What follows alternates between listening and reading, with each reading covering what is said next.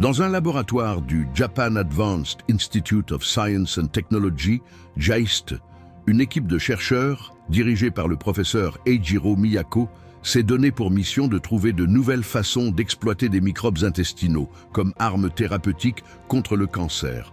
Alors que la plupart des travaux sur le microbiote se concentrent sur son rôle dans la santé de l'intestin ou sur des approches indirectes comme la modulation globale de la flore, cette équipe a voulu aller plus loin, identifier directement des bactéries capables de combattre des tumeurs. Pour ce faire, les chercheurs ont prospecté les intestins d'amphibiens et de reptiles, des animaux chez lesquels les tumeurs spontanées sont rares, malgré une vie dans des environnements très variés et parfois hostiles. Après avoir isolé 45 souches bactériennes différentes, ils ont testé chacune d'elles pour leurs effets contre des cellules tumorales.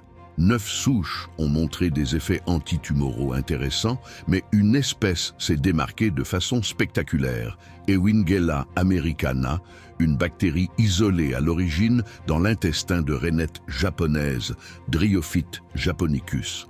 L'équipe a ensuite testé cette bactérie dans un modèle murin de cancer colorectal chez la souris, là où les traitements classiques, comme la chimiothérapie ou les immunothérapies, nécessitent plusieurs doses et ne sont jamais complètement efficaces.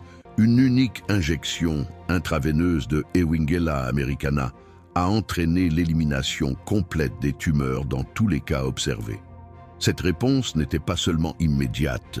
Les souris traitées ont aussi montré une protection durable contre une nouvelle exposition aux cellules cancéreuses, suggérant que l'administration bactérienne avait déclenché une forme de mémoire immunitaire. Le mécanisme d'action de E. americana, mis en évidence par cette étude, repose sur 2 forces complémentaires. D'une part, sa capacité à se multiplier de façon massive dans l'environnement pauvre en oxygène typique des tumeurs solides, ce qui lui permet de s'y accumuler sélectivement.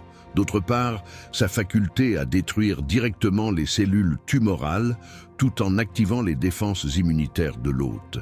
Cette approche est radicalement différente de la plupart des stratégies actuelles qui cherchent à stimuler le système immunitaire ou à modifier le microbiote globalement, car elle explore le potentiel d'une seule bactérie comme agent thérapeutique direct. Les résultats de cette étude ouvrent donc une voie entièrement nouvelle dans la lutte contre le cancer, utiliser des microbes naturellement dotés d'aptitudes antitumorales comme outils thérapeutiques. Si ces premiers résultats sont prometteurs, notamment dans des modèles animaux, des recherches